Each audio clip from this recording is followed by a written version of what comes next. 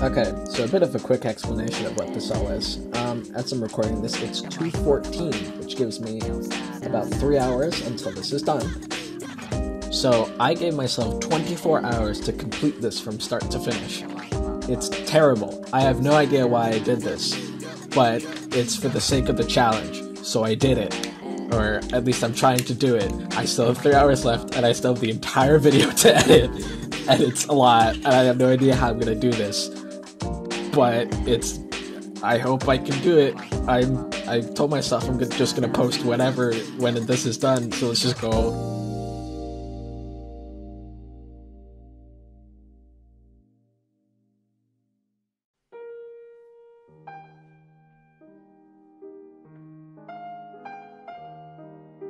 In 1518, a young Spanish man named Alexander Miaget was walking in the streets of what is now modern-day France, just in time to radically change the history of Earth culture as we know it.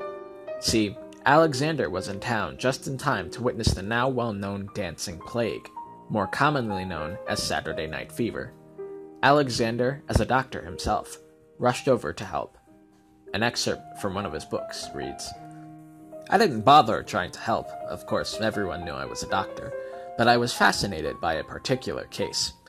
In her convulsions, one of the women in the town square was hitting me in order.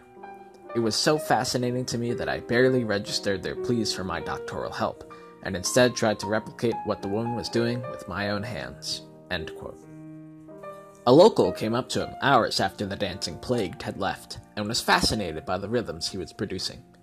When asked what this was called, Alexander figured that he should be the one to take all of the credit for this discovery, and attempted to name the phenomenon after his family name. However, earlier in the night, one of the women had hit his face with her elbow at full force after arguing with the doctor who refused to help, which prevented Alexander from speaking properly due to the swollen jaw. He told the local that it was something called milvif, and the rest is history. He was later quoted as saying, "The fame was definitely worth it, but the swollen jaw wasn't. It still hurts. Al, please help." Music started to become popular in groups, and the drumming phenomenon started to take the world by storm. However, avid music enjoyers may notice that while rhythm had become popular, there seemed to be no melodic instruments. For that, we have to travel to the other side of the world. To put it very shortly, the Silk Road was a trade route and very important method of sharing culture and information between people of Asia and Europe.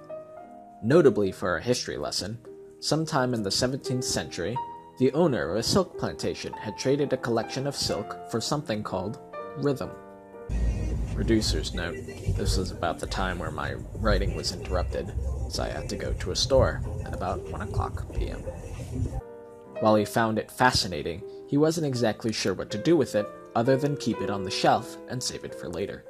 However, he finally realized what he could do with this rhythm after accidentally dropping 2 of his buckets off of a nearby cliff. Some people say that as they hit the ground, they made 2 sounds which we now identify as C and F sharp. Producer's note. Getting to the place is taking a while. It's 2:45 p.m. I got carsick and stopped writing for a bit, but I'm writing anyway. Now, after hearing this harmonious and life-changing interval, the man, allegedly, tied the rest of his buckets to twine and threw them off of the cliff, experimenting with the different sounds that the buckets made when hitting the ground. These experiments formed the basis of what we now call harmony. To this day, most church organs are actually run by dropping buckets that weigh a certain measured amount, which resonate in the pipes and produce noise. Go check one out. It'll be fun, and you can even climb in the tubes if they let you. Just don't become blind in your ears. I made it to the store. It's like 3 o'clock now, but I don't know. What can you do? A kind of cool deli, though. That's neat. I should probably explain where I am. I'm at this cool place. It's called H Mart, and it's like this kind of like the East Asia kind of stuff, like Chinese, Japanese, Korean. It's pretty neat. It has all of the prime things you need for some traditional Asian American food, like frozen pizza and blue takis. What? This is real? Huh. I had no idea. I've been trying to find this thing that I saw when I was here the last time. I'm trying to find it because it was really funny. It was this like toy guitar thing, but I have no idea where it is. It's not in this like little tiny aisle. So I have really no idea where it is. It was funny though, trust me. It's Baby Shark merchandise. These are real? Why? Is this Baby Shark? It's neat. Whatever. Now, an important part of how music is transmitted over time is the invention of the first instrument that could record and play back recordings. While the first thing to record a sound is the phonograph, the first thing to play a sound to somebody else has its basis in the telephone. When Alexander Graham Bell made the first telephone call and said the historic words, "Mr. Watson, come here, I want to see you."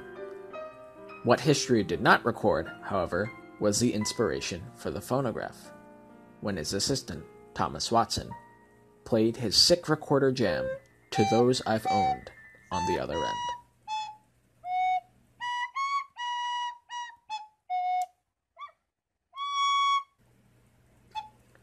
This beautiful music was the basis of the idea that became the phonograph.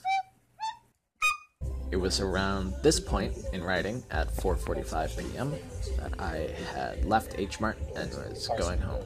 Goodbye, Prince, we hardly knew you. From there, the phonograph led to extra implements in so-called audio beaming technology, and the technology helped music to take the world by storm as hard as it did back in the 1500s.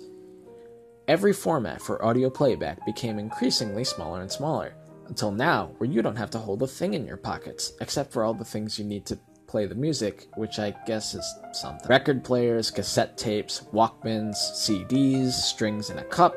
The world really had it all. Now we have, like, streaming, or whatever, and I guess that's cool too. I really still need to do a video about all those cassette tapes I found once, including whatever this one is. Oh, maybe I shouldn't. Oh no. And now, trying a drink for the first time. It's related to the video because it's related to the production, trust me, I swear. Please keep watching. So it's 6:37, and while I was at the H Mart,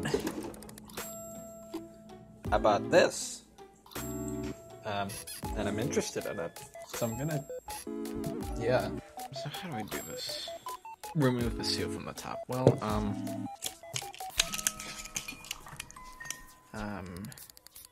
detach the plunger from the center of the cap. Place the plunger on top of the bottle.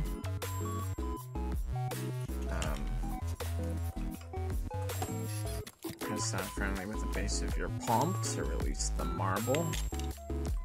So do I just...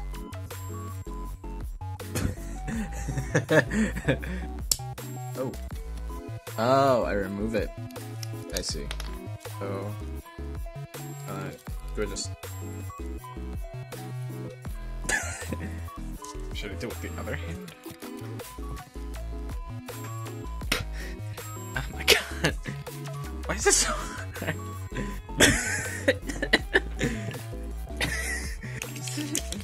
Is something in the instructions about that? Oh jeez. There.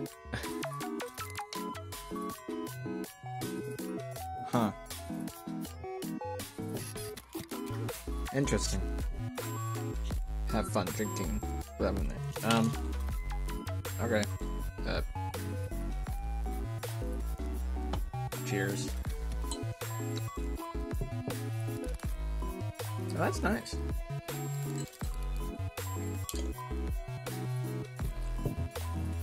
Yeah. That's pretty good. Not even that much of a carbonation person, but I like it. This has been the section where I play Snail's House. Thank you for joining me.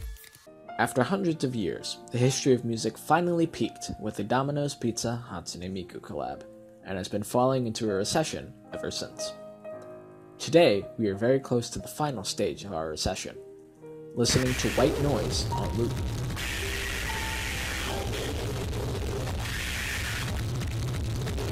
I hope with this comprehensive history lesson of all of music that you too can become music.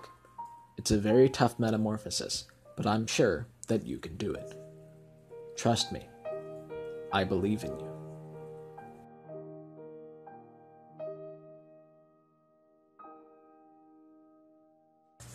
So it's 10:12, we're about 13 hours in. I'm staring at a blank fire alpaca canvas, and I have no idea what to do. Because I want to do, it's all fun and games until the commentator's animated YouTube original character crosses their arms. Yeah. I have to, don't I? I have to. But at the same time, I don't know what the hell to draw. I found one of those memes of commentary channel with animated character starter pack, and I'm legitimately going to use that because, I don't know, I'm too far gone at this point.